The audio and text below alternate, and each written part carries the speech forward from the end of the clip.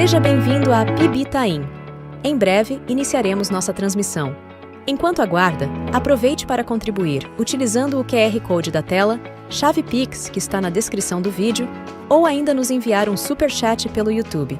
Contribua para o crescimento da igreja e para que possamos alcançar vidas e impactar nossa comunidade. Muito se faz com um pouco de cada um.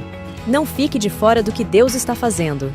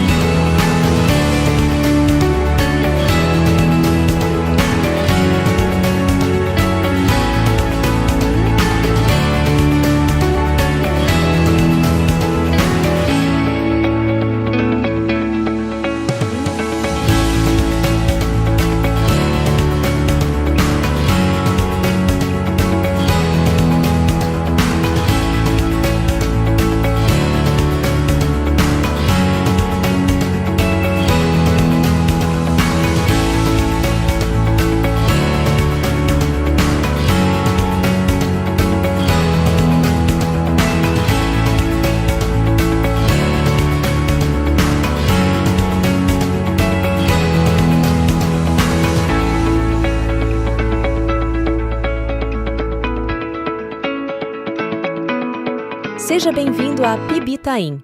Em breve, iniciaremos nossa transmissão. Enquanto aguarda, aproveite para contribuir utilizando o QR Code da tela, chave Pix que está na descrição do vídeo, ou ainda nos enviar um superchat pelo YouTube. Contribua para o crescimento da igreja e para que possamos alcançar vidas e impactar nossa comunidade. Muito se faz com um pouco de cada um. Não fique de fora do que Deus está fazendo.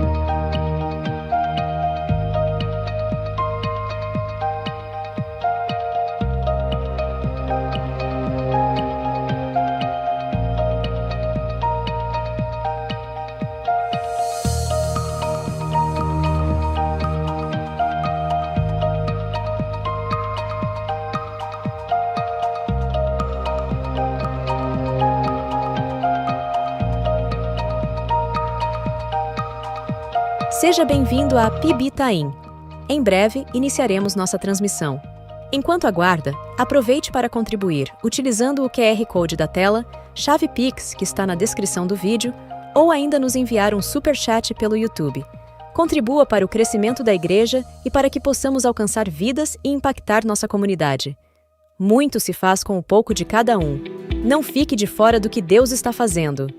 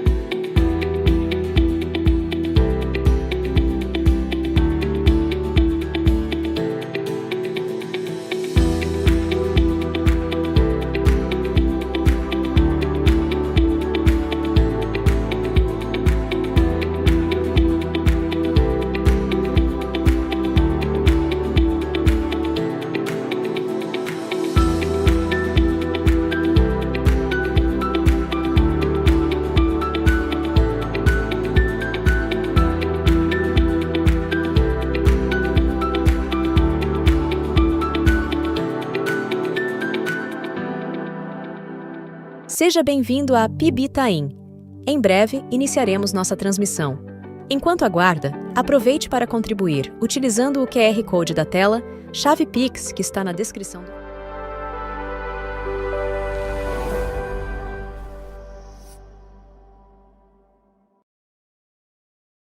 oportunidad de visitar esta iglesia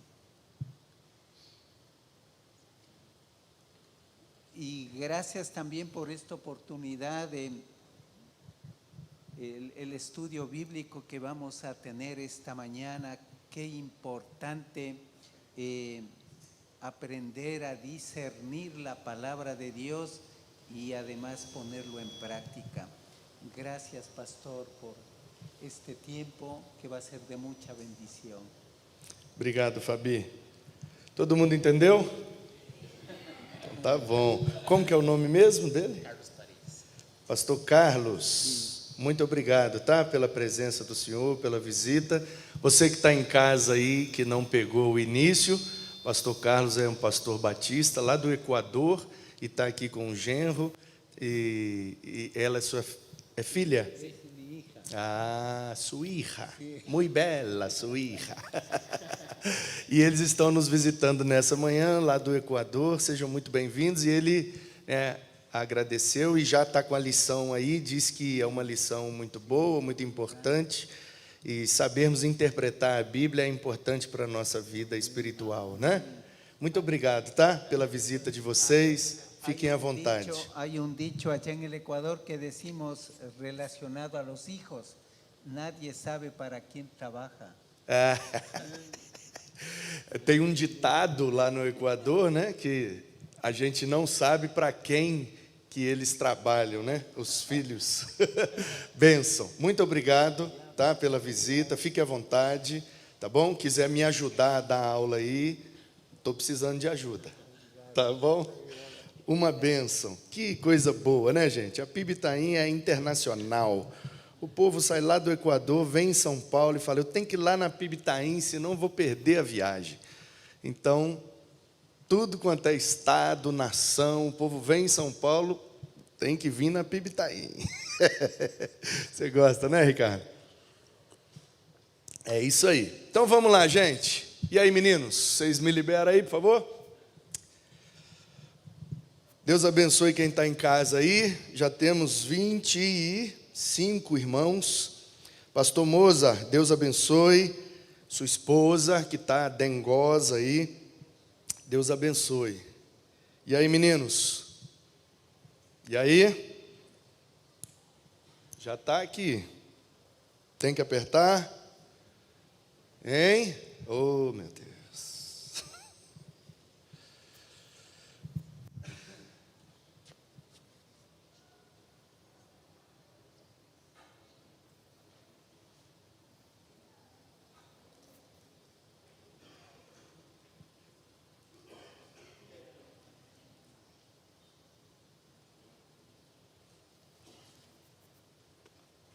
Obrigado, Ricardo. Vamos lá, então. Fechou a aula. Que bênção.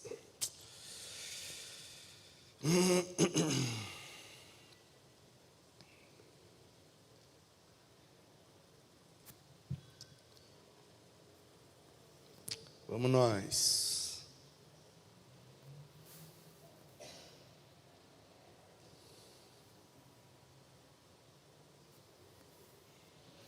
Ricardo, eu não sei o que você fez aqui, mas travou tudo. Não está funcionando não, meu filho.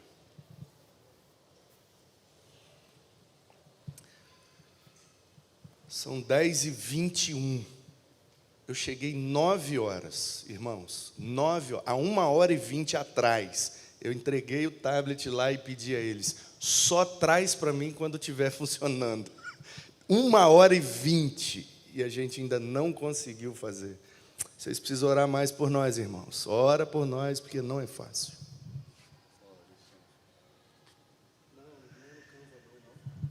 A aula estava perto. Eu estava pesquisando aqui. Só me entrega quando estiver funcionando. Bom, está funcionando.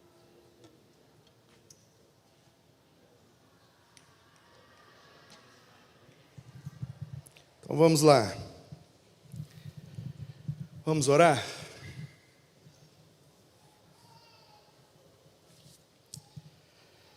Pai, obrigado por estarmos juntos. Obrigado pelo privilégio de aprendermos juntos, crescermos, não somente na graça, mas também no conhecimento do Senhor. Que o Senhor nos ajude, abrindo o nosso entendimento, iluminando a nossa mente, quebrantando o nosso coração. Que o Senhor nos conduza, que o Senhor seja o nosso professor nesta manhã. Que tudo seja para a tua glória, em nome de Jesus. Amém. Então, qual a importância de entender a gramática, a história e a teologia para interpretar melhor a Bíblia? Então, a gente precisa se lembrar, é algo muito óbvio, mas, às vezes, o óbvio também precisa ser dito, né? E a gente precisa, por mais óbvio que seja, se lembrar que a Bíblia é um livro. A Bíblia é um livro. Então, se a gente não sabe ler, a gente não vai conseguir entender a Bíblia, porque ela é um livro. Ah, pastor, eu sei ler. Porque a gente sabe pronunciar as palavras conforme elas estão escritas. Só que às vezes, e a educação, né, a ciência da educação, diz que existe um negócio chamado analfabetismo funcional. Tem gente que é o analfabeto, que não sabe ler as palavras, não conhece as letras, não consegue pronunciar a forma como as letras estão organizadas para formar as palavras, para formar as frases. Então, existe o analfabetismo, que é não saber ler mesmo. E este, hoje em dia, quase não existe mais. Há um tempo atrás, o analfabetismo no Brasil era muito grande. Era uma população mais rural, a educação não tinha uma abrangência em todo o país, então pouca gente tinha acesso à educação, sobretudo a educação de qualidade. Mas, de uns anos para cá, nós crescemos muito na abrangência da educação, e hoje, né, das novas gerações, praticamente não existe mais analfabetismo. Ainda tem um ou outro foco em uma ou outra região do país de mais difícil acesso, né? O pessoal ribeirinho, o pessoal sertanejo, tem lugares que a educação ainda não conseguiu chegar com a qualidade que deve. Mas existe em nosso tempo ainda, apesar de não termos mais tanto o analfabetismo, ainda é muito grande o analfabetismo funcional, que é o quê? A pessoa consegue ler as palavras, mas ela não consegue interpretar a mensagem contida naquelas palavras. Então, você dá um texto e a pessoa, qual a importância de entender? Está lendo. E aí, quando termina de ler, você pergunta, e aí, o que é que você entendeu? Qual é a mensagem? E aí as pessoas ficam, sabe isso? Então, às vezes cai na prova do Enem, por exemplo. Cai um texto, um trecho de um livro, de alguma coisa, e embaixo vem algumas perguntas sobre aquele texto. E para responder corretamente as perguntas, é preciso ter interpretado corretamente o texto.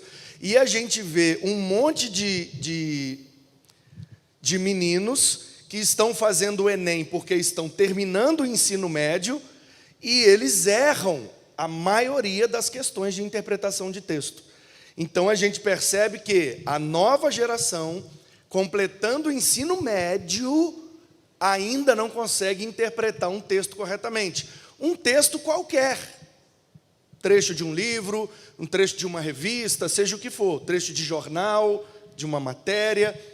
Então, se os meninos novos, com acesso à internet, tecnologia, conhecimento, terminando o ensino médio, ainda têm dificuldade de interpretar um texto simples, uma reportagem de jornal, imagina interpretar a Bíblia, que é um texto de milhares de anos atrás, né? Gênesis tem 3.500 anos que foi escrito, o Novo Testamento, 2.000 anos que foi escrito, num lugar muito longe do nosso, numa geografia diferente, numa história diferente, um momento da história e numa língua, o idioma diferente do nosso e numa cultura completamente diferente da nossa.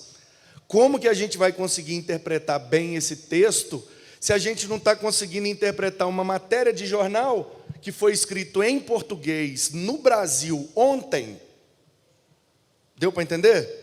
Se uma matéria de jornal escrito no Brasil em português ontem, a maioria dos brasileiros tem dificuldade de interpretar, imagine um texto lá de Israel de 3.000 anos atrás, escrito em hebraico. Muito mais difícil de interpretar.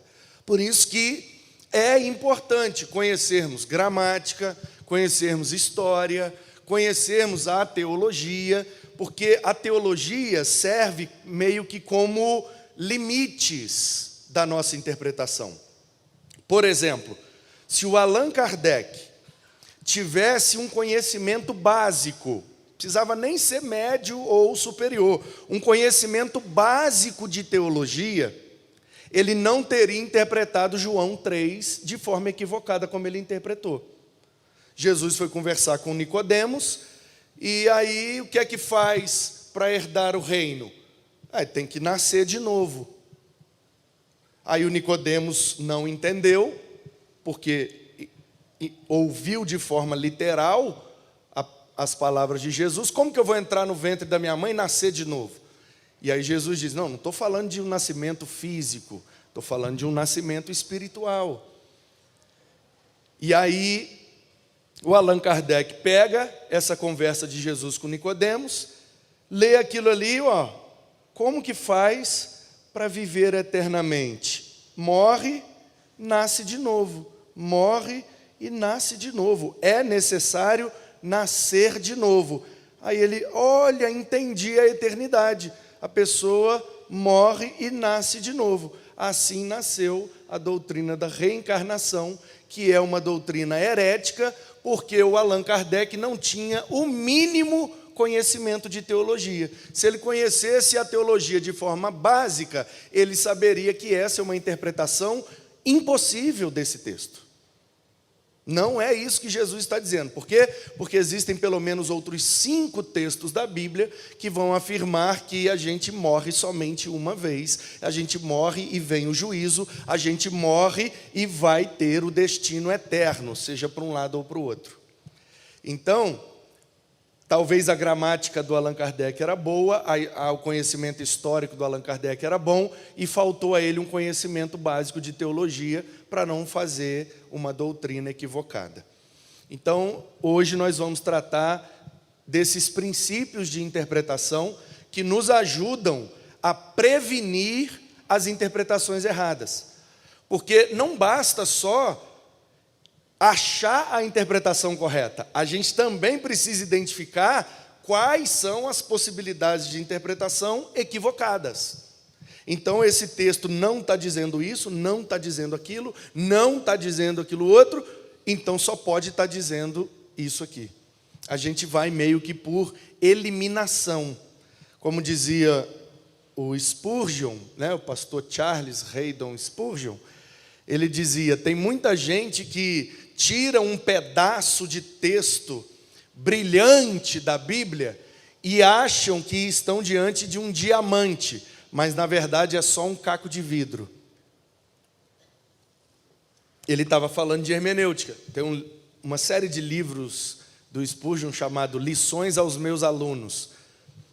trechos de aula que ele dava, ou parte do discipulado que ele fazia. E ele diz isso. Sobre interpretação da Bíblia, ele falava já, 100 e tantos anos atrás, ele dizia que tem gente que pega um texto e tira da Bíblia e diga: olha só como é brilhante, né? Olha a minha interpretação, olha o meu novo entendimento, olha como brilha. E aí ele dizia: realmente brilha, chama atenção. A pessoa acha que está se tratando de um diamante, mas na verdade é um caco de vidro. Então a gente precisa tomar muito cuidado. Eu vou usar esse livro para nortear o conteúdo dessa aula. Princípios de Interpretação da Bíblia, do William Hendrickson. Então, princípios gerais são aqueles que tratam da matéria global da interpretação. Interpretar qualquer texto é preciso ter alguns cuidados. Então, são princípios universais em sua natureza, que não ficam limitados a algumas considerações específicas. Como, por exemplo, a gente vai interpretar um texto profético. Então, a gente precisa de orientações específicas para interpretar melhor aquele texto profético. Quem é o profeta? Qual lugar que ele mora? Em qual época que ele vive? Para quem que ele está profetizando? Qual é o motivo daquela profecia? Qual é o contexto social em volta daquela profecia? Isso tudo vai ajudar a interpretar. Mas isso são considerações específicas. Então, nos princípios gerais, o autor aqui está dizendo: antes de interpretar o texto bíblico, é preciso aprender a interpretar texto. Porque se eu não sei interpretar texto, como é que eu vou interpretar o texto bíblico? Então, são esses que tratam do texto propriamente dito, para sabermos e entendermos o significado das palavras e das frases. Isso é um princípio básico de interpretação de texto. Se eu não sei o que significa cada palavra e eu não consigo entender a mensagem passada naquela frase, então não adianta nem eu continuar lendo. Lógico que eu não vou entender bem. Então, depois disso vem os princípios históricos.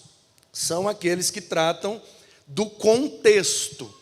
Como eu disse, quando esse texto foi escrito, por quem foi escrito, para quem foi escrito, qual era o contexto social. Esse texto foi escrito num palácio, num deserto. A pessoa que escreveu era uma pessoa da alta sociedade, era uma pessoa pobre, era uma pessoa de influência na sociedade. Qual que é o contexto político, econômico, social, né? Essa expressão lá naquele contexto, o que é que significava? Por exemplo, quando a Bíblia diz que Davi é o homem segundo o coração de Deus. Na nossa leitura, português, Brasil, 2024, se eu falar: essa taça aqui é segundo o meu coração, então eu vou apontar o coração para cá, e você vai entender que eu gosto muito. Muito provavelmente você vai interpretar que o que eu disse é que essa é a minha taça preferida, é a taça do meu coração. Sim ou não? Pois bem. Então, o que é que eu preciso me lembrar? O cara que escreveu esse negócio, que Davi era segundo o coração de Deus, ele não é brasileiro, ele não é ocidental, ele não está no século 21. Então, primeira coisa, o coração para ele não está aqui, o coração para ele está aqui. Guardei a tua palavra no meu coração. Guardar é memorizar. Onde é que a gente memoriza? Aqui. Mas o hebreu que não tinha o conhecimento medicinal e fisiológico que nós temos, então o hebreu chamava de coração o lugar onde nós memorizamos, pensamos, raciocinamos sobre as coisas. Então, por isso que o Samuel que registrou essa sentença, Davi é segundo o coração de Deus, lá na época do Samuel, na cultura, no contexto do Samuel, dizer segundo o coração quer dizer a pessoa pensou, refletiu, raciocinou e escolheu. Então, se eu fosse o Samuel lá naquele contexto, eu diria: essa taça é segundo o meu coração. E todo mundo entenderia: o pastor tinha várias taças para beber água. Ele pensou, raciocinou e concluiu: quero essa taça. Fez uma escolha. Ele escolheu para beber água nessa taça. Não quer dizer que é a taça preferida, não quer dizer que é a taça perfeita, não quer dizer que é a melhor taça, quer dizer que ele escolheu essa. Porque é isso que significa. Então, na nossa cultura, no nosso contexto, a gente não fala assim, a gente fala: eu quero essa taça, eu escolho essa taça. Lá no tempo de Samuel, para dizer que você estava escolhendo uma coisa, se dizia: essa coisa é segundo o meu coração. Então a gente olha para a vida de Davi e vê que ele cometeu vários erros. E aí a conta não fecha, porque como que esse homem é segundo o coração de Deus, dá a impressão de que ele é preferido, de que ele é o melhor, de que ele é perfeito, e ele comete esse monte de erro? Porque a gente está interpretando equivocadamente. A interpretação correta é: Deus escolheu o Davi, ponto. Tinha um monte para ele escolher, e ele escolheu Davi. Davi é segundo o coração. Deus analisou, raciocinou e fez uma escolha: eu quero o Davi. Ok? E aí vem os princípios teológicos. Então a gente já teve um princípio gramatical, o princípio geral que trata do próprio texto, significado das palavras, das frases, dos parágrafos. Também precisamos do conhecimento histórico, contextual, social, político, linguístico, e precisamos também dos princípios teológicos, que são aqueles que tratam da formação da nossa doutrina. A nossa doutrina já está definida e nós já tivemos todas as aulas que tratam da nossa doutrina. Então, em 2022, está registrado aí no canal, quem quiser assistir, é só entrar no canal da igreja. Vou mostrar para vocês aqui como é que faz. Ó. Você entra no YouTube, aí você pesquisa lá, PIB Itaim, vai aparecer aí o nosso canal, né? Você clica aí nesse logotipo verdinho, é a PIB Itaim, e aí você vai, tem os ícones ali abaixo, né, do logotipo: início, vídeos, ao vivo, playlists. Se você clicar em playlists, vai aparecer os agrupamentos dos vídeos do canal, as playlists, a lista de você assistir. Então tem a playlist da EBD 2024, que são essas aulas agora que nós estamos tendo. Tem a playlist da Conheça Sua Bíblia. Então, todo aquele que tiver EBD ali é aula de EBD dessa classe. Então, tem a desse ano, tem a Conheça Sua Bíblia, que é de Gênesis a Apocalipse, introdução de todos os livros.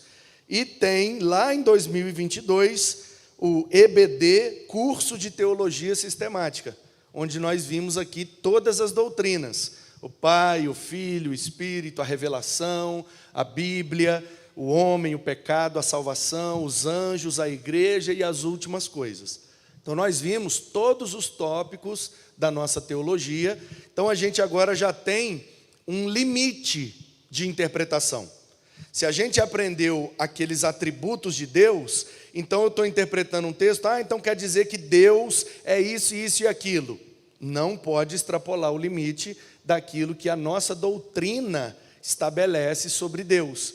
Claro que a nossa doutrina é baseada no texto bíblico, mas é baseado na interpretação que nós temos da Bíblia. Por isso existem várias doutrinas diferentes, várias denominações diferentes. A gente respeita todas as que são diferentes de nós, mas a gente tem a nossa. Essa é a nossa interpretação, essa é a nossa maneira de entender o texto bíblico. Então, se você quiser, se você puder, se você precisar, está aí no nosso canal salvo todas as nossas aulas para você pegar aí todas as doutrinas da nossa teologia, todos os livros da Bíblia, e isso vai te ajudar a entender melhor. E aí, embora essas regras são um tanto, complicadas para gente que é mais leigo, nem por isso elas são menos importantes, pois desempenham um papel de profunda relevância na obra de dar forma àquele corpo de crenças a que nós chamamos de convicções. Então, nós temos as nossas convicções, que são provenientes da nossa interpretação do texto bíblico, e nós organizamos tudo isso num corpo doutrinário.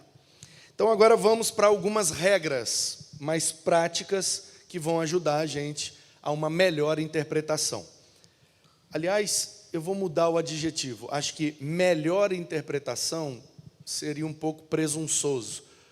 É como se eu estivesse dizendo que a minha interpretação, a nossa, é melhor que a dos outros. Então, eu vou mudar o adjetivo para ficar mais respeitoso, que é para uma interpretação mais saudável das Escrituras. Então, não vamos chamar de melhor nem de correta, vamos chamar de saudável. É uma interpretação que, na nossa perspectiva, produz saúde espiritual nas nossas vidas e nas nossas comunidades. Então, a primeira regra é: trabalhe partindo da pressuposição de que a Bíblia tem autoridade. A Bíblia é a verdade, como nós vimos quarta-feira passada, ela é a verdade. E essa foi uma frase da oração que Jesus fez pelos seus discípulos: santifica-os na verdade, a tua palavra é a verdade. João 17:17, nós precisamos acreditar nisso.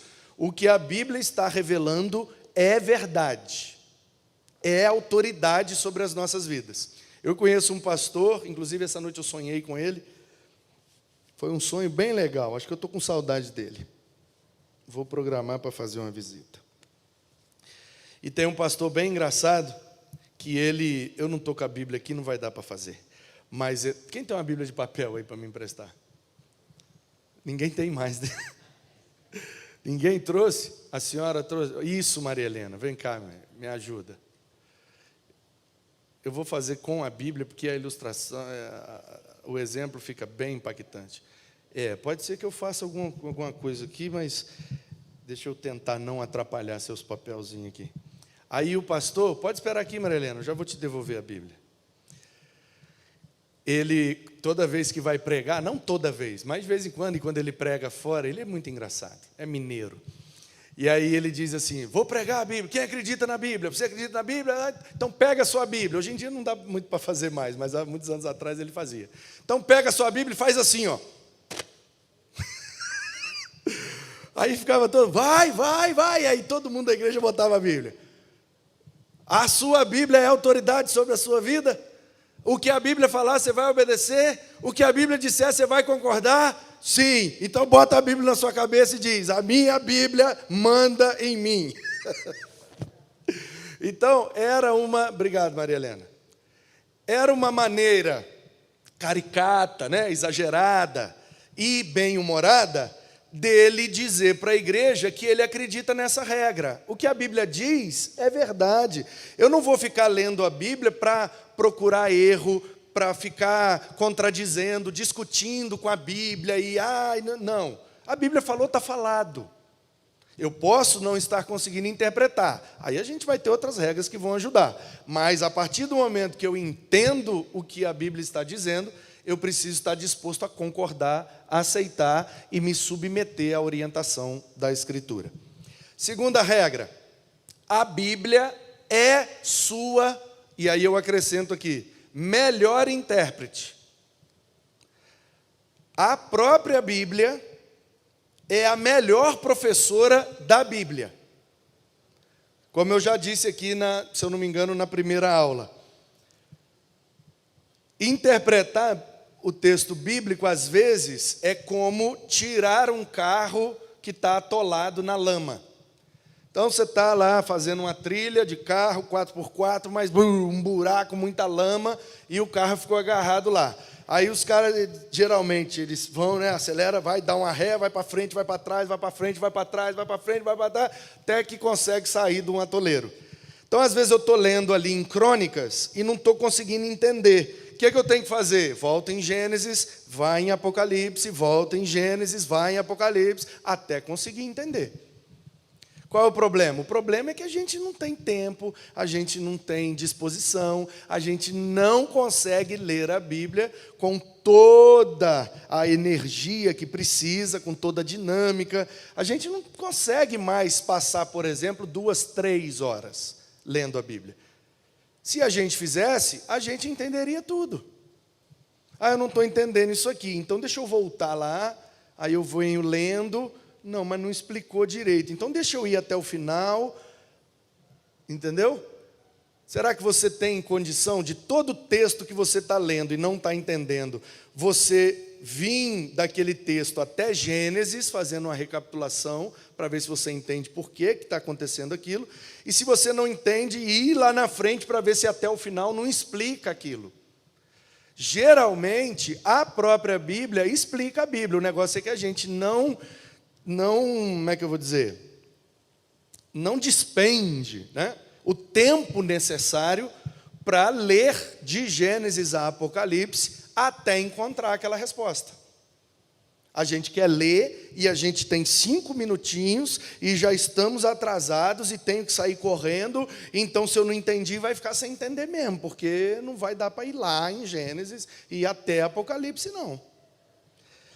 Então essa regra fala sobre isso, de que todas as dúvidas que possam surgir na leitura do texto estão explicadas no próprio texto. É só a gente ler com calma do início até o final. Regra 3. A fé salvífica, ou seja, aquela fé que aponta para a salvação, aquela fé que promove salvação, e o Espírito Santo são necessários para compreendermos e interpretar bem as Escrituras. Resumindo, uma pessoa crente tem mais facilidade de entender a Bíblia. É isso. Porque quem não nasceu de novo, quem não tem o Espírito habitando para iluminar a mente e ajudar, né, a gente a entender melhor, vai ficar mais difícil. Então, quando a gente exerce fé, fica muito fácil. O cara ficou 3 dias na barriga de um peixe. Não é possível, isso é mentira. Faltou fé. Mas eu quero entender isso na perspectiva da ciência. Será que é possível? Porque nós estamos depois da Reforma Protestante, depois do chamado Iluminismo, e tem uma música, tem uma banda de uns meninos de Ipatinga e Belo Horizonte, uma banda maravilhosa, chama Canto Verbo. E eles têm uma música chamada... Deixa eu abrir aqui para vocês. Já que está funcionando, vamos aproveitar. Letra, o amor, como é que é? Contra o amor não há argumento. Olha o nome da música dos caras. Contra o amor, canto verbo. Vamos ver se a gente acha a letra. Achou. Olha aqui, ó. Olha que coisa genial. Desde que a ciência se chamou de luz, vive iluminado pela escuridão. De tudo duvidar, tem que provar, com estatísticas em seu laboratório, e se não soube explicar o universo, deve estar errado. Se eu não sei explicar, então o universo está errado. Está tudo errado, porque eu não sei explicar, né? Tudo é relativo, é a verdade que eles têm. Mas se o mundo é por acaso, como existe o mal e o bem? Vocês não sabem o que se fez saber, e a propósito parecem não querer que a verdade é uma só, e ela é clara como água de rocha. Muito poético, né? Poético e teológico, então também não é tão fácil interpretar. Vocês vão ver, contra o amor não há argumentos. E vem para ver, Cristo é tudo em todos nós. Ele assim fez para confundir os reis, desvairando a sabedoria de vocês, que se fez pó, sumiu no vento, se perdeu em vãos pensamentos, pois a loucura de Deus é infinitamente mais sábia. Vocês vão ver, contra o amor não há argumento. Caia de joelhos ou fique de pé, tudo se resume a uma questão de fé, para acreditar ou para duvidar quanto a você, de que lado está. Se sempre faltam evidências para lá e para cá, se tudo no fundo é crença, não chame a sua descrença racional. Vocês vão ver, contra o amor não há argumento, e aí repete e acaba. Então o nome da banda é Canto Verbo. Tá? É bem legal. Deixa eu ver se toca aqui. Vou botar só um trechinho para você. Olha que legal. Já soltou aí, meninos? Mas vocês estão demais, hein? Olha que diferente. Desde que a ciência se chamou de luz, vive iluminado pela escuridão. Vou parar porque senão vai dar copyright lá, direitos autorais, e o nosso vídeo não vai ser monetizado. Então, o que essa regra está dizendo? Quando a gente é crente, a gente consegue crer mesmo sem entender. Mas se a gente tiver um pouco de tempo e estudar um pouquinho mais, a gente vê que dá para entender, mesmo na perspectiva da ciência. Por exemplo, será que um homem pode passar 3 dias na barriga de um peixe? Então, como é que é o nome dele? James Bartley. Olha essa história desse cara aqui. Acho que eu já mostrei para vocês, mas sempre vale a pena mostrar. Olha só. James Bartley, um pescador, morreu em 1909. Ele é chamado Jonas dos tempos modernos.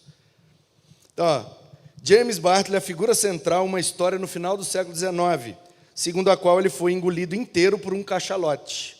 Foi encontrado ainda vivo dias depois no estômago da baleia, cachalote, né, que estava morta por arpoamento. A história, originada de forma anônima, começou a aparecer nos jornais americanos.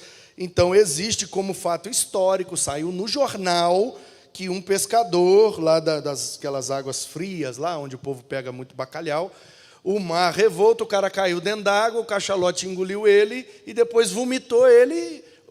Pescaram, né? Mataram por arpão aquele peixe grande, e quando levaram o peixe para a areia para destrinchar, o homem estava vivo lá dentro do estômago do bicho. Então, tem aí uma possibilidade de que a história de Jonas possa ter acontecido de fato.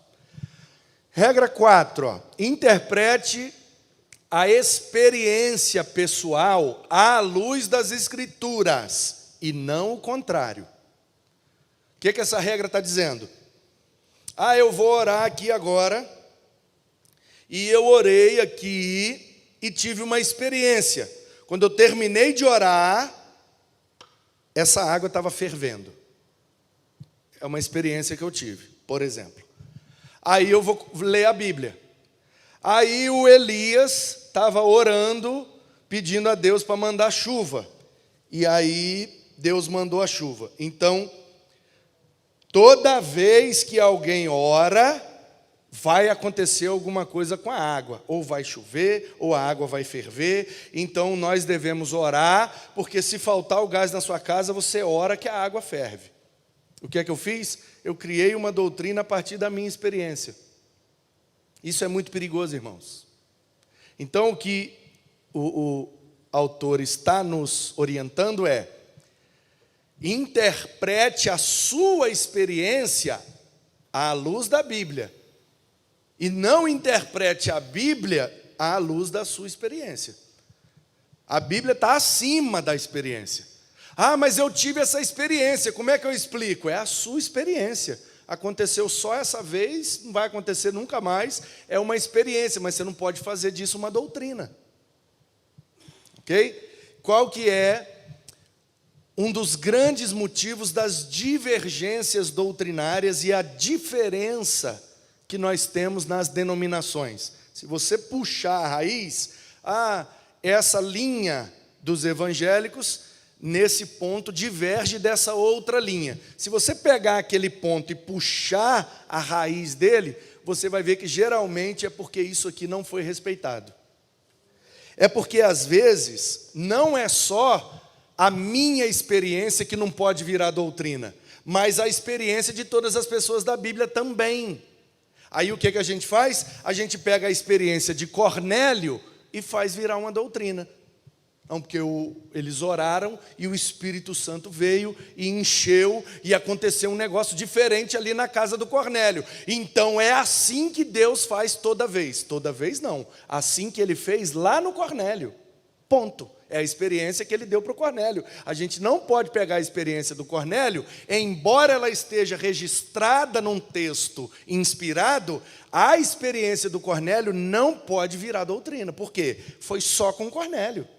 Jesus não falou que seria daquele jeito, nenhum dos apóstolos falou que seria daquele jeito. O Lucas só registrou o que aconteceu com o Cornélio. Deu para entender? Então, uma experiência, ainda que seja de uma pessoa da Bíblia, não pode ser tomada como doutrina. Senão eu olho para a experiência de Davi e digo, eu posso pegar a mulher dos outros e ainda mandar matar os outros. Porque olha só, Davi deu exemplo.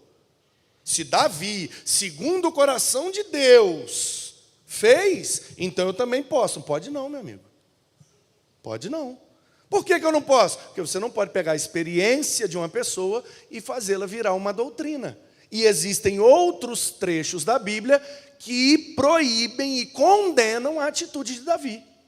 Então eu preciso de Gênesis a Apocalipse, interpretar a atitude de Davi com o que toda a Bíblia diz sobre o que Davi fez, e não o contrário. Deu para entender? Tranquilo? Ok. Pessoal da internet aí, se tiver uma pergunta, só colocar. Pastor Moza, Maria José, Aureliano, Creuzinha, Samuel, Reginaldo, Luiz, Gustavo, Érica, Virgínia, Paulo, Silas, Gilda, Samuel, Edviges, Karen, Antônio, Dona Jô, Mesa Barba, Fátima, Vladimir, Rafael. Qualquer pergunta ou consideração, pode colocar aí que a gente vai ler aqui. Regra 5. Os exemplos bíblicos só têm autoridade quando amparados por uma ordem. Jesus disse, façam isso. Aí aquele exemplo tem autoridade.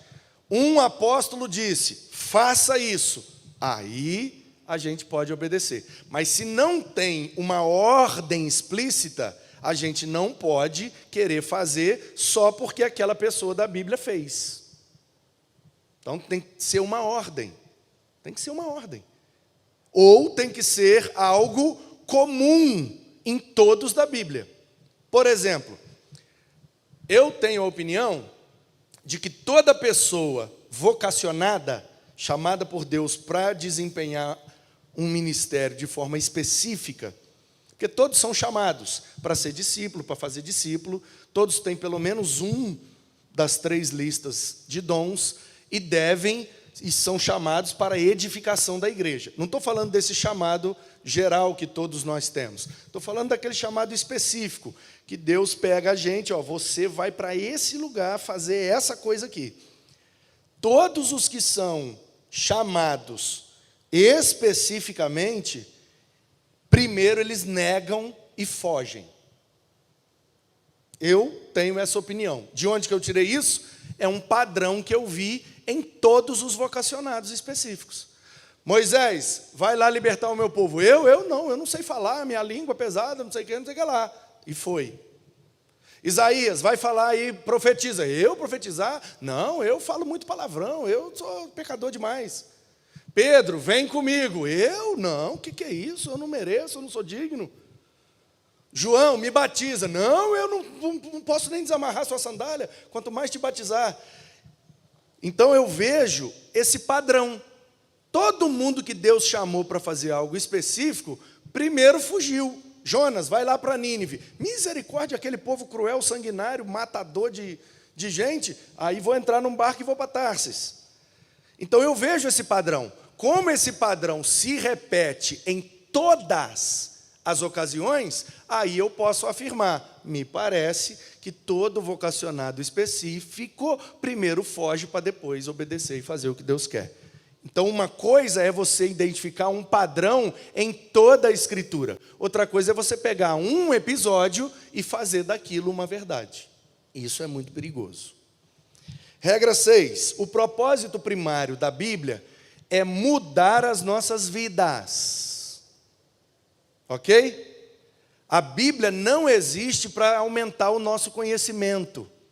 A gente pode aumentar o nosso conhecimento a partir do estudo da Bíblia.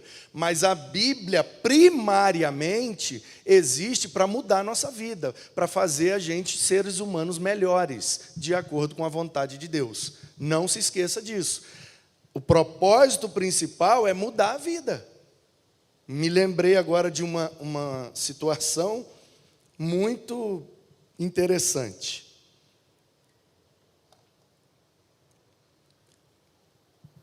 As crianças, a exemplo do que acontece aqui, desde que eu comecei no ministério, sempre gostei de estimular crianças, pré-adolescentes, com a questão de decorar a Bíblia, porque a idade mais fácil de decorar é na infância. Nós já tem, né, dificuldade para decorar as coisas. Eu lembro uma vez, uma história dentro da história. Uma vez, eu fazendo esse negócio de falar o versículo, aí o menino falou o salmo inteiro, né? Aí, irmãos, está vendo, ó? Um menino falou o salmo inteiro, por que a gente não sabe falar a Bíblia? Aí o irmão falou, pastor, pergunta para esse menino quantos boletos que ele tem para pagar amanhã. É fácil decorar a Bíblia, ele não tem boleto nenhum para pagar. Então, a gente que paga boleto, fica mais difícil de decorar. E aí eu sempre gostei de estimular as crianças, porque elas não têm boleto, decora mais fácil. E aquilo que a gente decora na infância, a gente não esquece nunca mais, né? E aí o menino foi e falou um trecho grande da Bíblia. Eu acho que foi as bem-aventuranças. Ele falou as 8 bem-aventuranças do Sermão do Monte. E aí ele falou, e aí eu fui elogiar, olha que coisa linda e tal, e a igreja aplaudiu, que bênção, olha, esses meninos sabem muita Bíblia mesmo. Agora vamos orar. Aí enquanto eu chamei uma pessoa para orar, porque as crianças iam sair para o culto infantil, veio uma menininha e puxou minha perna assim. O irmão estava orando. Aí o que foi? Aí ela falou no meu ouvido, ele sabe muito, mas continua batendo na gente.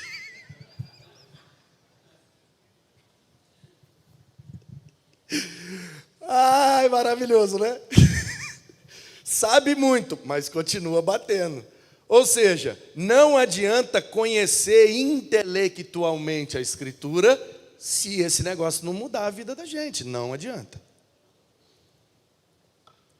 Regra 7. Cada cristão tem o direito e a responsabilidade de investigar e interpretar pessoalmente a Bíblia. E isso é um princípio batista, sabia disso? Os batistas têm alguns princípios, e são esses princípios que nos tornam batistas. A gente não é batista porque o banco é de madeira, porque o púlpito é não sei o quê, porque tem batistério com cachoeirinha pintada, porque tem EBD, porque canta o cantor cristão. Nada disso é princípio batista. Isso é tudo método, que podem ser mudados. E aí, os nossos princípios são a Bíblia como única regra de fé e prática, administração democrática, separação da igreja e do Estado, cooperação entre as igrejas co-irmãs, filiadas à associação e à convenção. Então, esses são os nossos princípios de fato. E tem um princípio batista, Tem também a autonomia local da igreja.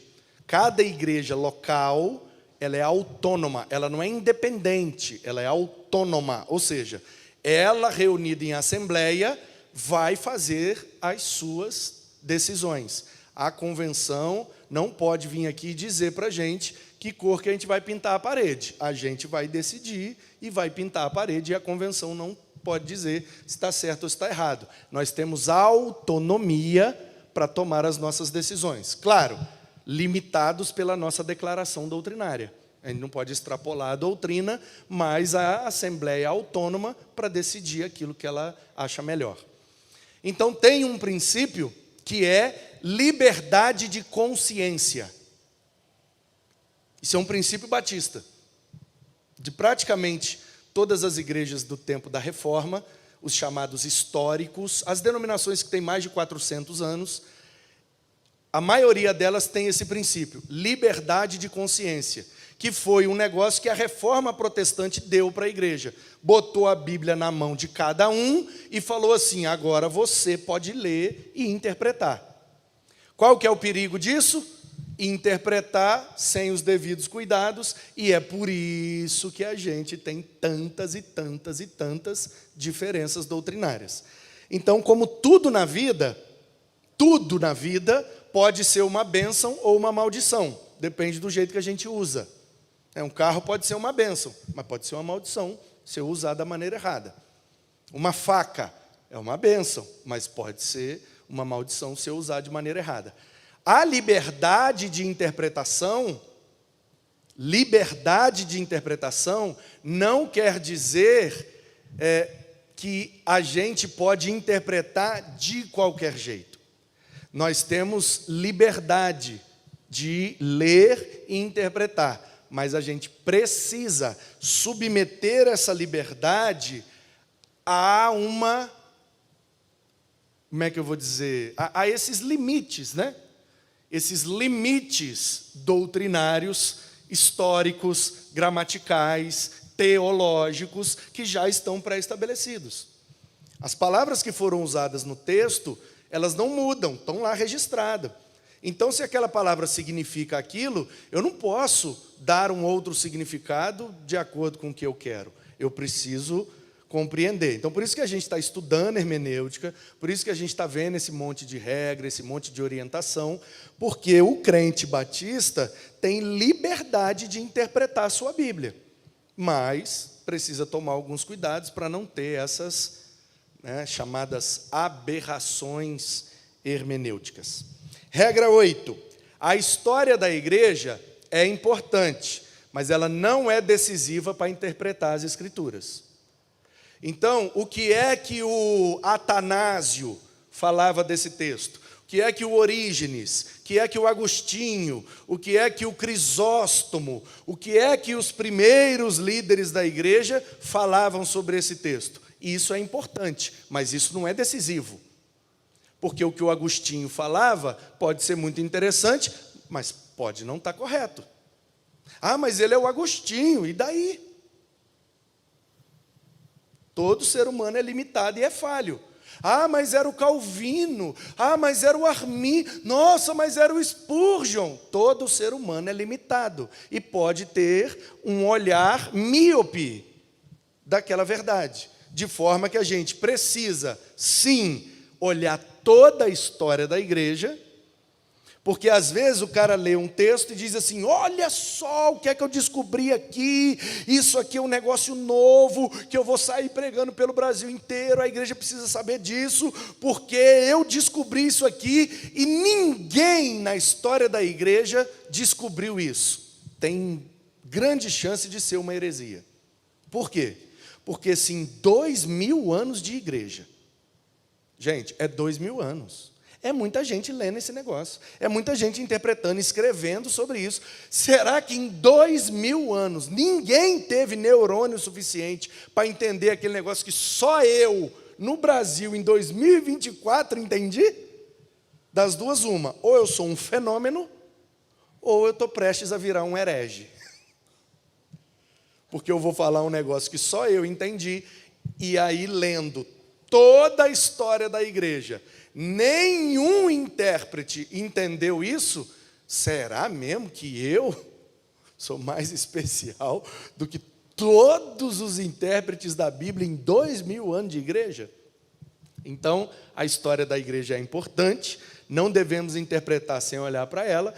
Eu estou achando que morrer e nascer de novo é reencarnação. Se o Allan Kardec tivesse lido a teologia dos pais da igreja, dos primeiros 4 séculos, ali ele já teria base suficiente para derrubar essa compreensão de reencarnação. Então, é importante ler.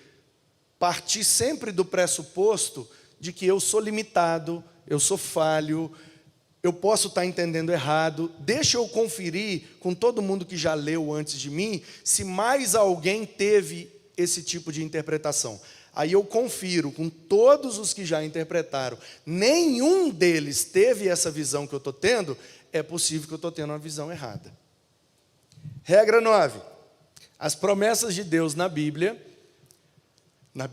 toda, estão disponíveis ao Espírito Santo a favor dos crentes de todas as gerações. Mas a gente precisa tomar cuidado com a interpretação. Uma vez eu ouvi um pregador dizer: quando eu vou ler a Bíblia, eu tiro o nome da pessoa e boto o meu nome. E tudo que Deus falou para aquela pessoa, eu boto o meu nome e Deus está falando para mim. Aí eu pensei assim: sim, mas nem tudo. Sim, mas nem tudo. Porque tem promessas que foram específicas para o Abraão. Promessas de juízo, por exemplo. Ei, Judá, virei a você e te destruirei. Aí eu tiro Judá e boto Manu? Então, sim, todas as promessas de Deus na Bíblia para o seu povo. Esse é o pulo do gato aqui. Quando Deus está prometendo para aquela pessoa, às vezes é algo específico para aquela pessoa. Para o tempo, para a família, para um erro que ela cometeu, ou para alguma coisa que ela tem que fazer. Quando é para indivíduos, pode ser só para aquela pessoa. Quando é para o povo, ouve, ó Israel, eu vos farei prosperar na terra, aí o que está falando para o povo, geralmente serve para todos nós. Mas ainda assim, tem que tomar um cuidado. Tá? Regra 10, a Escritura tem somente um sentido, e deve ser tomado literalmente, entre aspas, quer dizer o quê? Deve ser tomado naquela orientação que a Bíblia está dando. Não matarás é para não matar mesmo. Literal, não matar. Só que aí, eu vou lendo, que eu li o não matarás, ali no Êxodo 20, aí eu continuei lendo. Quando chegou lá no Novo Testamento, Jesus falou assim, ouviste o que foi dito, não matarás. Aí eu olho, Jesus, é verdade, o Moisés já botou na lei lá atrás para não matar. Eu, porém, vos digo. Aí você fala, eita, o que é que Jesus vai mudar nessa lei? Jesus não muda lei nenhuma, ele só aprofunda ela mais. Aí ele diz, todo aquele que olhar para o seu irmão e disser, raca, já viu essa expressão na Bíblia? Aquele que olha para a pessoa e diz, raca. Os eruditos divergem nessa questão. Tem uns que dizem que raca era uma expressão do aramaico para chamar uma pessoa de idiota, tipo isso. Aquilo é um idiota, aquilo não vale nada, raca. Tem outros que dizem que raca não é uma palavra, é o som de um gesto, e o gesto é esse. Entendeu? Que é, no fim das contas, é a mesma coisa. Chamar de idiota ou quer dizer desprezar o outro. Aquilo não, desprezar. Aí Jesus fala, ouviste o que foi dito, não matarás. Eu, porém, vos digo, se você despreza uma pessoa, você está matando ela do mesmo jeito. Ai, Jesus, aí deu ruim, hein? Porque matar mesmo eu não tenho coragem. Mas desprezar já foi um monte.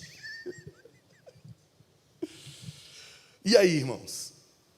Então Jesus não mudou a lei, ele só aprofundou ela. Ah, você acha que só porque você nunca assassinou fisicamente uma pessoa, você não é assassino? E todas as pessoas que você desprezou no seu coração? Você matou elas do mesmo jeito. Então a Escritura tem somente um sentido. Não matarás é o quê? É para não matar. Só que Jesus aprofundou esse sentido. Não matar é também não desprezar ninguém. Então a gente deve tomar isso literalmente.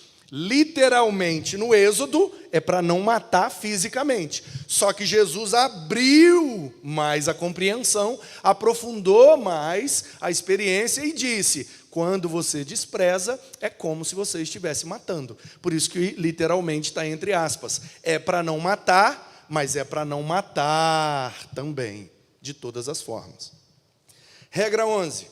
Interprete as palavras no sentido que tinham no tempo do escritor bíblico. Como eu acabei de dizer, Davi é segundo o coração. No tempo do Samuel, segundo o coração significava escolha. Eu escolho o Davi, ele é segundo o meu coração. Então não posso interpretar o Samuel na perspectiva de hoje em dia. Eu tenho que interpretar na perspectiva dele falando lá naquele tempo dele. Regra 12. Interprete a palavra em relação à sua frase. E ao contexto, ou todo o parágrafo, ou todo o livro em que aquela frase está inserida. Porque ninguém vai botar uma frase num livro que não faça sentido. Eu vou escrever sobre perdão. Perdão. E de vez em quando você bate na cara de alguém, mas perdão. Você fala, hã? Todo o livro fala de perdão. O contexto do parágrafo inteiro é perdão. E do nada uma frase bate na cara de alguém? Não, deve estar errado isso aqui. Porque nenhuma frase vai perder o sentido em todo o texto em que ela está inserida. Então, não se esqueça de olhar não só o contexto histórico do texto que foi escrito, mas também o contexto do parágrafo ou do livro em que aquela frase está inserida. Regra 13. Interprete a passagem em harmonia com o seu contexto imediato e o contexto geral. Então eu estou, Atos 9, a conversão de Saulo. Saulo está indo para Damasco, cheio de raiva, com uma autorização para matar todo crente que ele achar pelo caminho. Esse é o contexto imediato.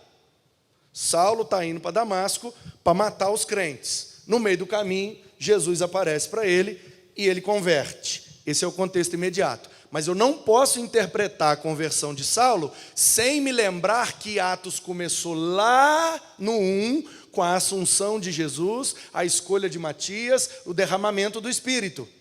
E vai terminar com Paulo na sua 4ª viagem missionária, preso em Roma. Então tem o contexto imediato, o capítulo 9, onde Saulo converteu. Eu preciso ver a passagem inteira. E tem o contexto do livro de Atos inteiro. Muita coisa aconteceu antes daquilo e muita coisa aconteceu depois daquilo. Eu não posso interpretar sem levar em consideração o texto todo. 14. Quando um objeto inanimado, um microfone, é usado para descrever um ser vivo, pode ser uma figura de linguagem. A gente já teve isso, né, nas aulas passadas, interpretação das figuras de linguagem. Metáfora, metonímia, hipérbole, sinédoque, símile. Tem várias figuras de linguagem, principalmente nos textos poéticos e nos textos proféticos. Então o profeta disse: as árvores do bosque baterão palma. Pode ser uma figura de linguagem, porque a árvore não é gente para poder bater palma. Então, peraí, tem alguma figura de linguagem aí, eu preciso interpretar no sentido figurado. Regra 15. Quando uma expressão não caracteriza aquela coisa descrita, também pode ser figurado. Por exemplo,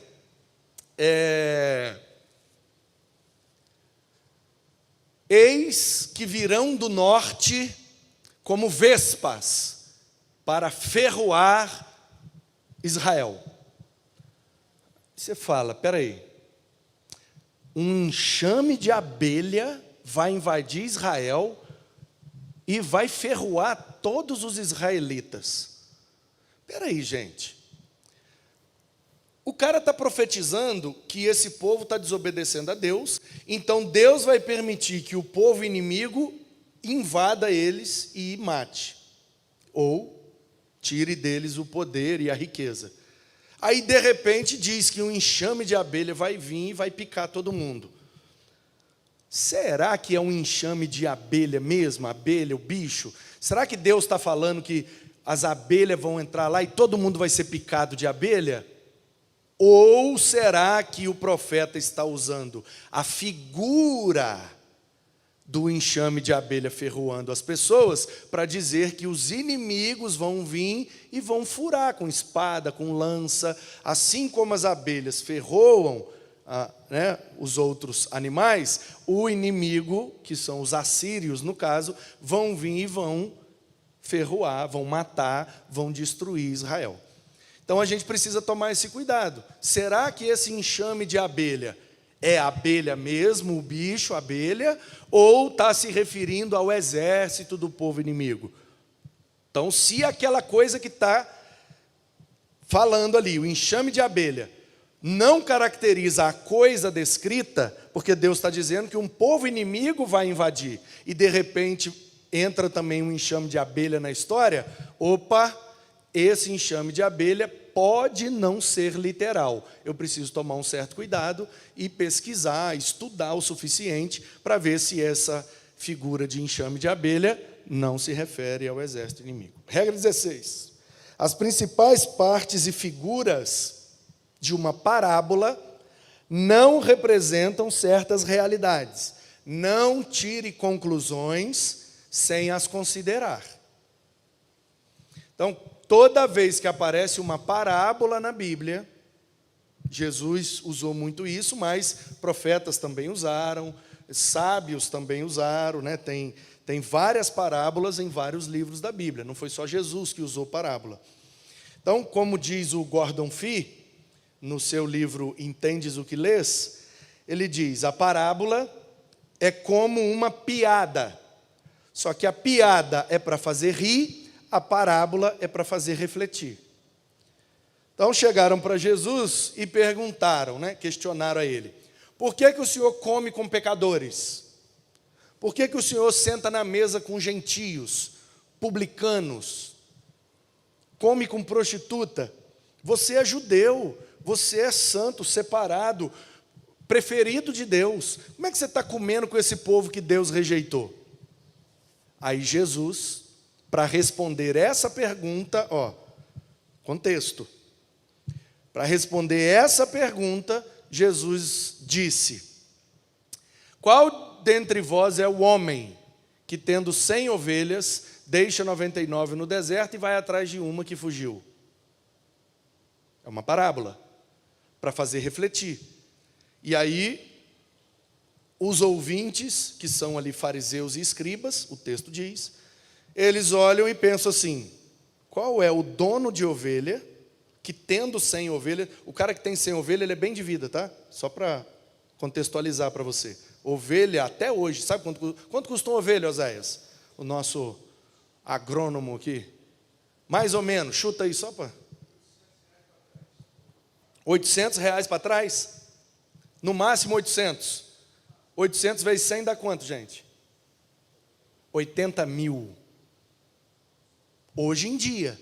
Imagina naquela época que era muito raro, muito difícil, não tinha a ciência pecuária que nós temos hoje. Ovelha era muito caro. O cara que tem 100 ovelhas, ele é classe média. O Jó era o multimilionário da época dele. Olha o patrimônio lá do Jó. Não sei quantos bois, não sei quantas mulas, tal. Multimilionário, o cara mais rico de Uz. Aí o outro cara tinha 100 ovelhas. Ele não é o ricão, mas ele também não é pobre, ele é classe média. E não é um pastor. Por quê? Porque o pastor não tem 100 ovelhas. Às vezes o pastor não tem nenhuma ovelha. Por quê? Porque ele ganha muito pouco. Pastor, no tempo bíblico, é a profissão menos remunerada, menos importante, que menos tem valor. Aí Deus se apresenta como pastor de Israel. É porque a gente imagina pastor de uma forma romântica. Para nós, o pastor. Quem é o pastor? É aquele cara que usa um vestidão, com aquele cajadão, aí ele abre a portinha do curralzinho, o curralzinho todo bonitinho, de madeira envernizada, aquele chão limpinho, as ovelhinhas branquinhas, né? Tudo peludinha, vão saindo, aquela grama verdinha, aquela aguinha passando, e o cara ali com um cajado, esperando elas terminar de comer, para poder trazer para dentro do aprisco. Olha só o pastor. Irmão, para de romance. É nada, é deserto, irmão. Quase não tem grama lá. É tudo morro, é quente pra caramba, 50 graus, na sombra. As ovelhas tudo encardidas, tudo preto, tudo sujo de poeira, e bosta misturado com xixi, e a ovelha dando um coice na outra, e mordendo, e uma doente, a outra sangrando, a outra... irmão, a vida é ao vivo, é realidade. Tira esse Hollywood aí da sua cabeça. Então, o dono da ovelha está lá dentro de casa. O funcionário dele, o pastor, é que está lá, funcionário ganhando uma mixaria para poder abrir, mexer com aquele bicho sujo, burro, cego, surdo. Pior bicho para criar é ovelha, gente. Pior bicho, não come sozinho, não se limpa sozinho, não se cura sozinho. Um cachorro machuca, ele lambe aquilo ali até sarar. A ovelha machuca, ela fica... não sente o cheiro do machucado, não consegue ver o machucado, não consegue ouvir nada em volta, aquele monte de pelo, tampa o ouvido, tampa o olho, ela fica... e morre. Ovelha não é predador de nada. Cachorro come carne, gato come carne, um monte de bicho que a gente cria aí, se você der coisas que eles precisam ser predadores, eles fazem. Ovelha... só come grama, só come se tiver verdinho e só come se for bem baixinho. Se for muito alto, não come, tem medo. Porque quando ela desce, bate no nariz, ela acha que é um bicho que está querendo matar ela, ela não come. Aí Jesus está dizendo, qual dentre vós é o homem? É o dono da ovelha. Que tendo 100, você pega 99... deixa no deserto, onde passam os bandidos, os criminosos. Deserto para nós é Dutra, irmão. É Ayrton Senna. É o lugar onde o povo passa para transitar de um lugar para o outro. Ninguém mora lá, não. Lá não tem água, lá é muito quente, lá não dá para morar. A galera mora na beira do rio. Quem é o homem que tendo, vamos botar aí mais ou menos R$800, Oséias? Deixa eu conferir aqui. Só para eu provar que o Oséias está certo mesmo. Oi, Zé. O senhor já conferiu aí? Tá vendo? O Zé é o cara. Então, uma simplesinha, mais ou menos, negócio tal, é 700, 800. Uma ovelhona boa, que procria tal, é 2.000 conto. Então, olha só, 100 ovelhas, R$2.000, aí já é R$200.000. O patrimôniozinho já está mais ou menos, né? Pois é. Qual é dentre vós... Vamos botar aí R$2.000, dá para comprar... Vamos botar uma bicicleta, tá? Uma bicicleta que custa R$2.000. Vamos supor que você é dono de uma loja de bicicleta. Você tem 100 bicicletas lá para vender. É legal? Uma loja de bicicleta que tem 100 bicicletas ali no estoque? Sim ou não, gente? Cada bicicleta vale R$2.000. Você é um lojista, você tem 100 bicicletas no estoque para vender. Você é classe média, um lojista de bicicleta, tem R$200.000 ali no seu estoque. Você está na média. Classe não é o ricão, mas também não é pobre. E aí, qual dentre vós é o vendedor de bicicleta que, tendo 100 bicicletas, larga 99 na Dutra e vai para dentro de Guarulhos atrás de uma que roubaram? Invadiram a sua loja de bicicleta de noite, roubaram uma bicicleta. Aí você pega as 99, deixa lá na Dutra e entra para dentro de Guarulhos para procurar onde é que está aquela bicicleta que te roubaram. A pergunta é, qual de vocês faria isso? A resposta é óbvia, ninguém faz isso. Ninguém é doido. Ninguém é burro de fazer isso. Aí qual é a resposta que Jesus está dando? A resposta da pergunta, irmão. A pergunta que foi feita é: por que que você come com pecador? E a resposta dele é: porque nenhum de vocês teria coragem de comer. Eu vim para comer, porque eles também precisam de Deus. É isso. Ah, porque é o pastor que vai atrás da ovelha. Viaja não, irmão, viaja não. Eu, hein? Vem botar serviço para mim, que serviço que não é meu. Ah, então quer dizer que o pastor não deve visitar. Não estou falando isso. Então quer dizer que o pastor não pode ir atrás de alguém que está afastado da igreja. Eu não estou falando isso, eu vou atrás de todo mundo. É só você me dar uma lista que eu vou um por um. Eu quero é mais. O que eu estou dizendo é: a parábola da ovelha perdida não está falando de ministério pastoral e ir atrás de alguém que está desviado. Não, está falando de outra coisa. O pastor de uma igreja local tem que ir atrás de alguém que está afastado? Claro que sim, lógico que sim. Esse é o nosso trabalho. Mas não é isso que aquela parábola está dizendo. Aquela parábola está dizendo da ousadia de Deus em vir em carne para fazer o que nenhum outro ser humano podia fazer: comer com pecadores, porque a salvação também está disponível para eles. Entendeu? Então, as principais partes e figuras de uma parábola representam certas realidades. Não tire conclusões sem considerar todas as realidades daquela parábola. 17. Interprete as profecias no sentido comum, literal e histórico, a não ser que o contexto ou a maneira como se cumpriram indiquem claramente que tem sentido simbólico. Então, quando for interpretar uma profecia, muito cuidado.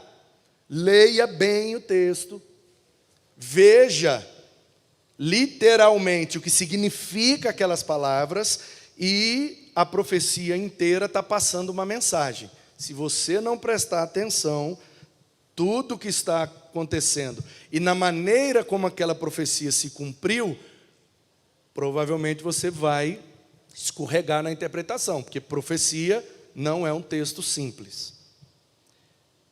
18. As escrituras originaram-se num contexto histórico.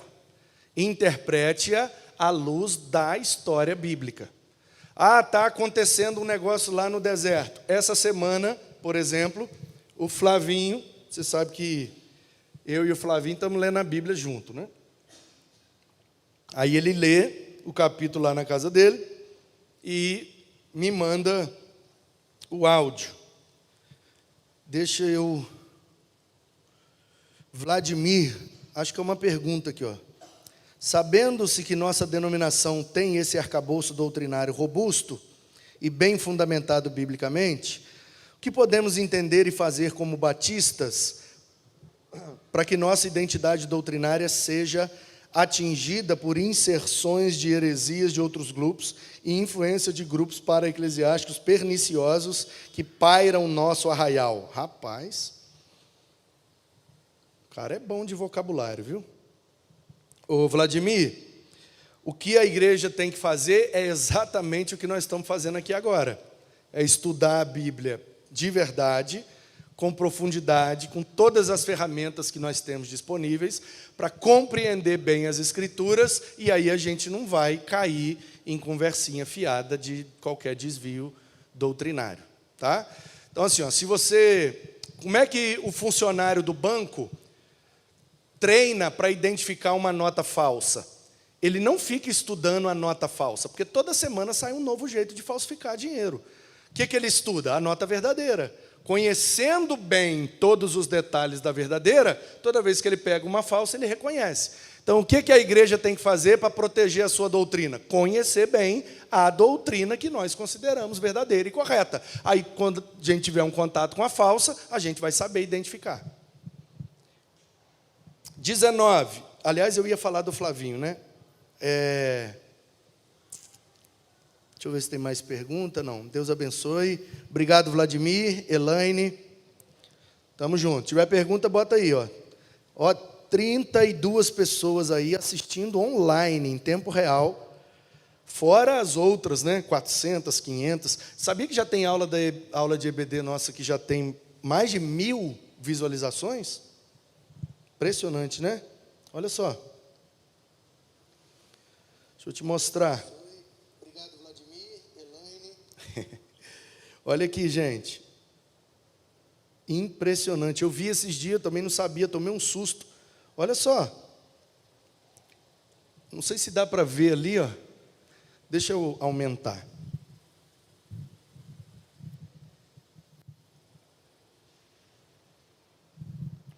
Olha essa aula aqui, ó. Deu para ver agora? EBD, Hermenêutica, aula 2. Há um mês atrás, ó. É a aula 2. A primeira aula quem deu foi a Larissa, né? E aí eu dei a aula 2. A aula de hermenêutica, a aula 2, hoje é a aula 5, 6, não sei, né? 1.200 ali, ó. 1,2 mil visualizações. Onde que a gente sonhou há um tempo atrás de que uma classe de EBD teria mais de 1.000 alunos? Impressionante, né? Quando a gente usa bem a tecnologia, como que a gente consegue edificar a igreja com um resultado. E isso aqui ainda é muito pouco, né? O meu amigo Yuri Breder, filho do pastor Gilson Breder, da PIB de Campo Grande, no Mato Grosso do Sul, ele tem um canal chamado Escola do Discípulo. E tem aulas do Yuri lá no canal dele que chega a quase 1 milhão de visualizações. Onde já se viu? A aula de Bíblia ter 1 milhão de alunos. A tecnologia nos proporciona isso. A gente tem duas opções: ignorar e continuar fazendo o mínimo, ou aproveitar tudo e tentar produzir o máximo para a expansão do reino. Amém? Então vamos encerrar.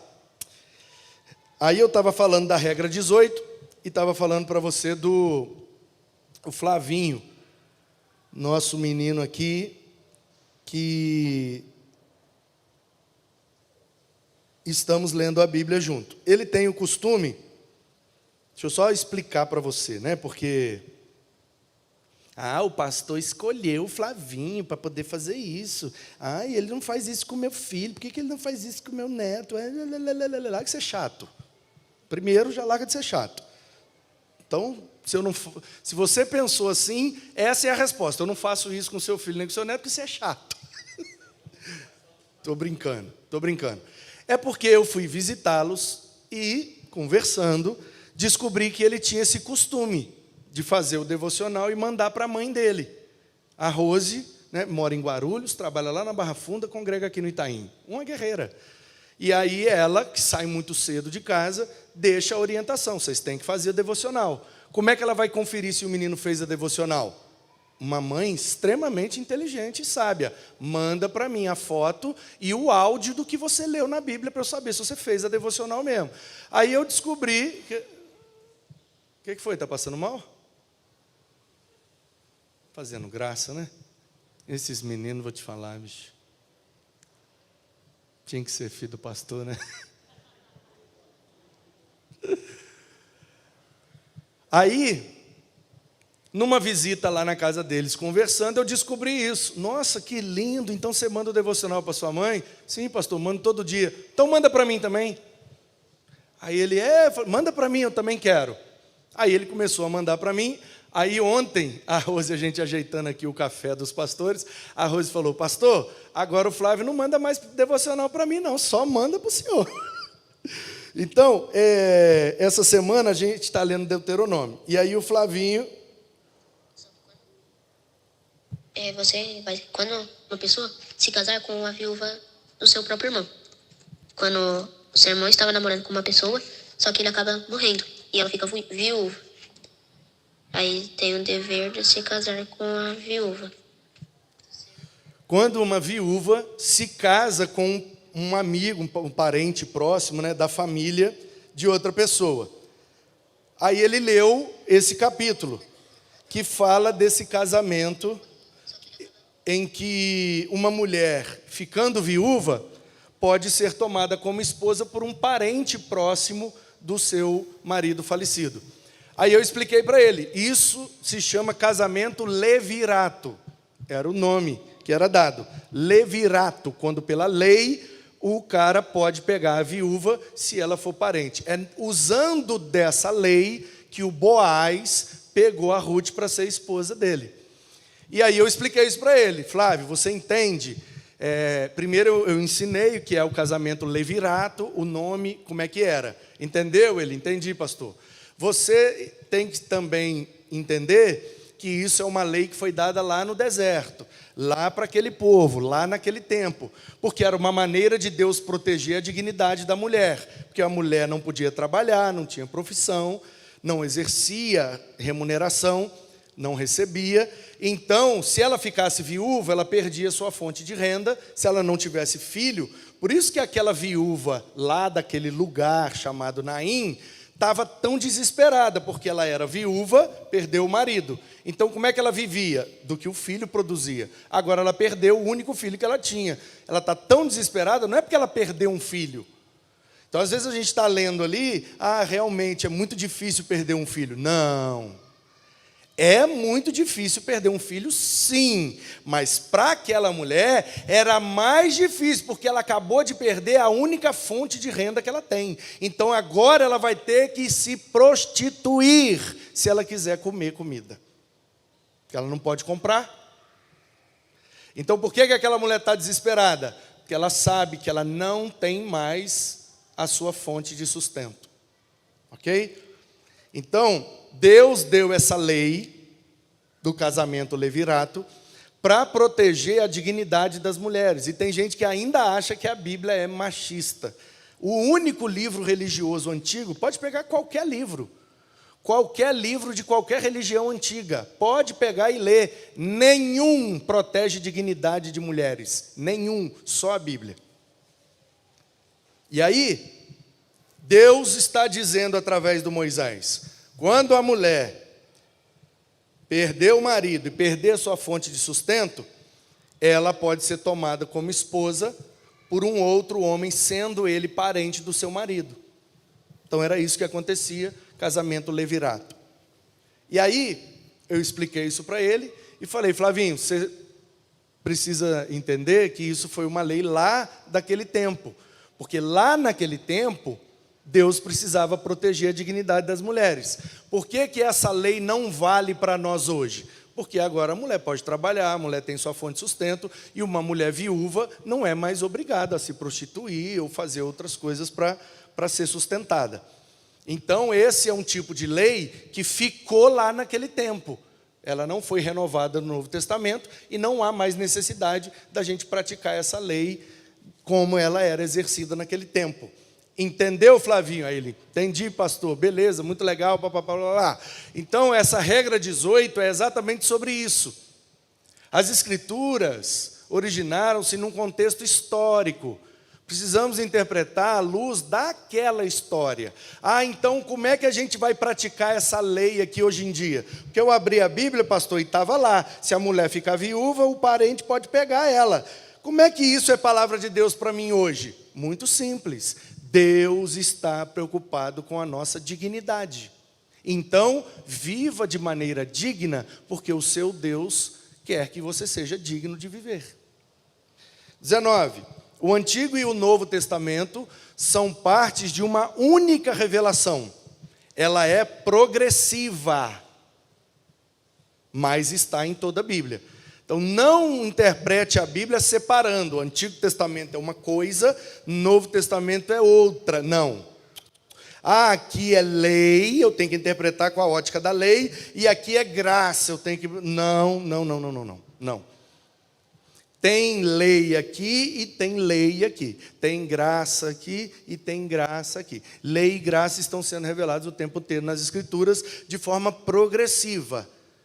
Vai se revelando até se revelar de forma plena em Cristo. Então, não separe, o Deus do antigo é um, o Deus do novo é outro. Aqui é lei, aqui é graça. Não. Graça é o favor imerecido, né? Coisa que a gente não merece. Aí eu te pergunto, primeiro versículo da Bíblia diz, no princípio criou Deus os céus e a terra. e dessa terra criou o ser humano, sabendo prescientemente que nós iríamos nos rebelar contra ele. E mesmo assim ele criou, mesmo sem a gente merecer. Isso é graça ou não? O que você acha? Deus criou a gente mesmo sem a gente merecer. Isso é graça, sim ou não? Regra 20. Os fatos históricos só são símbolos se as Escrituras assim os designarem. A serpente de bronze levantada no deserto é um fato que simboliza Cristo sendo levantado na cruz. Você pode afirmar isso por quê? Porque o Novo Testamento disse: assim como a serpente de bronze foi levantada no deserto, o Filho do Homem será levantado no madeiro. Então, se a Bíblia está dizendo que se a Bíblia não está dizendo, muito cuidado, porque pode não ser. 21. É preciso compreender gramaticalmente a Bíblia, antes de compreender-a teologicamente. Primeiro, interprete as frases, as palavras, os significados. Entendeu bem aquele texto? Então, agora, vamos entender na teologia, para poder não conversar fiado. 22. Uma doutrina não pode ser considerada bíblica, a não ser que ela resuma e inclua tudo o que a Bíblia diz sobre aquela doutrina.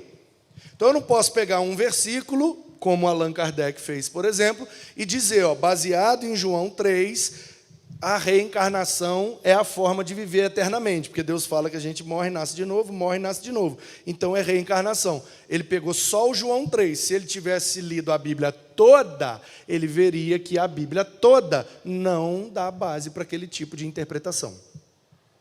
23. Quando aparecer possíveis contradições, aceite ambas. Elas se explicarão dentro de uma unidade mais elevada.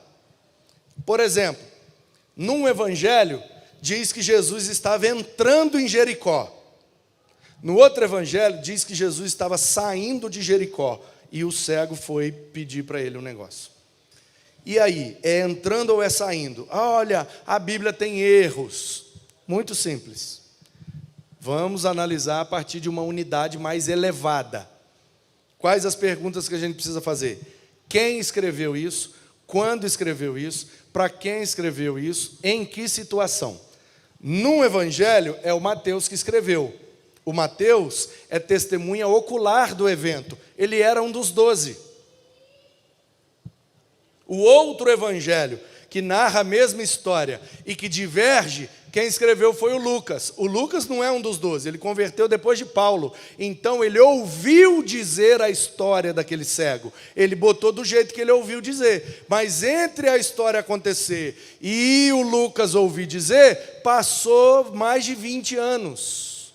Então o cara que contou a história, ele já nem lembrava mais, 20 anos depois, se era entrando ou se era saindo. Mas era ali na entrada de Jericó. Por isso que tem essa, entre aspas, essa contradição. Porque nem todo mundo que escreveu, viveu a história. E os caras escreveram muitos anos depois da história ter acontecido. Então, imagina, se daqui a 30, 40 anos, se é que estaremos vivos, você teria condição de descrever tudo o que aconteceu nessa aula daqui a 30, 40 anos? Ninguém lembra mais. Então você imagina o João escrevendo o evangelho. Ele viveu tudo aquilo e 60 anos depois foi que ele escreveu. Ele viveu mais ou menos no ano 30 e escreveu no ano 90. Ele era um jovenzinho, agora ele é um idoso. Você acha mesmo que um idoso de 90 anos vai lembrar dos detalhes exatos de como aconteceu tudo? Não, irmão, é lógico que um ou outro detalhe vai ter divergência, mas isso não é uma contradição da Escritura. 24.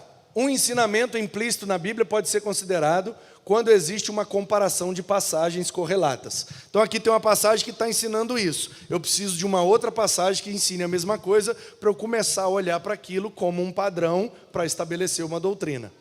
Mas se aparece em um lugar ou em 2 lugares, ainda é muito pouco para a gente dizer que aquilo é verdade. Regra 25, ore, tenha muita humildade, pois esse livro é para gerar vida. Então, nós precisamos de uma interpretação que abençoe nossa vida, que torne a nossa vida mais saudável, que mude a nossa vida, que melhore a qualidade da nossa vida.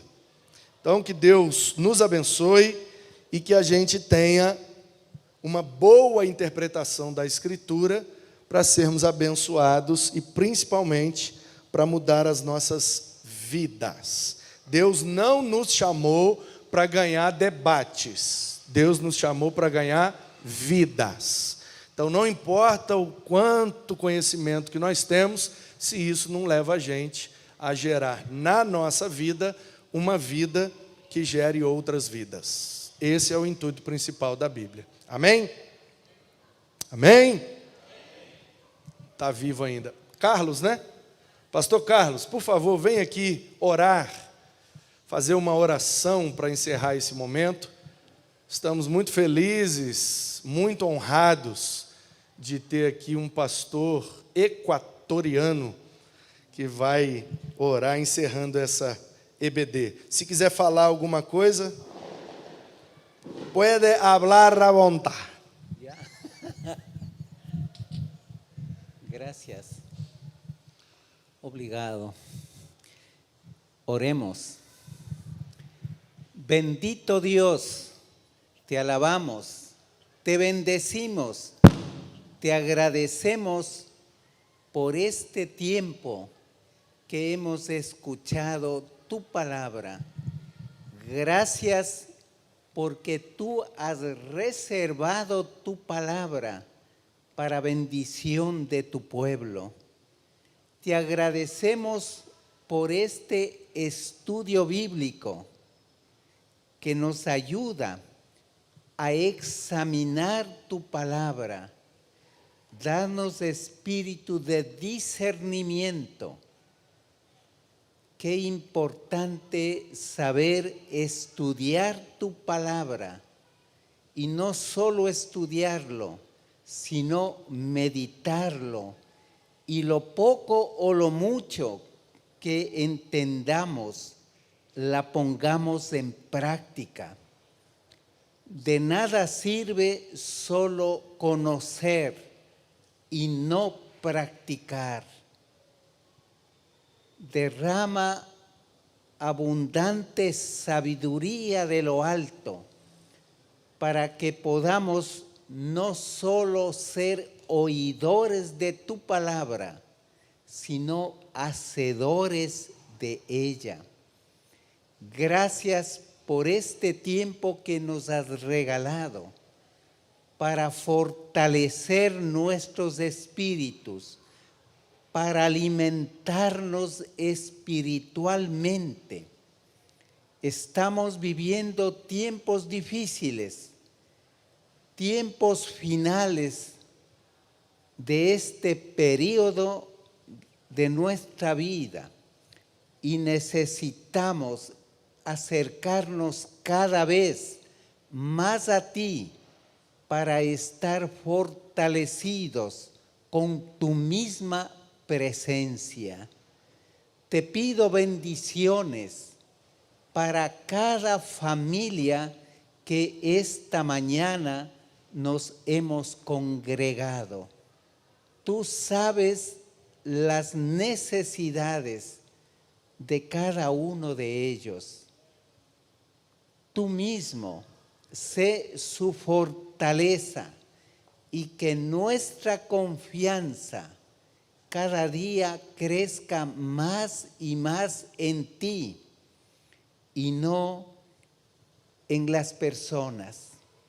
Señor, gracias por este tiempo de estudio bíblico, que lo atesoremos en nuestras vidas y lo pongamos en práctica día a día, y que cada día, con tu ayuda, podamos vivir como tú quieres que vivamos. Gracias te damos y derrama abundantes bendiciones para cada hermano y hermana que nos hemos congregado en tu nombre. Te agradecemos en el bendito nombre de Jesús. Amén. Vamos em paz. Deus abençoe.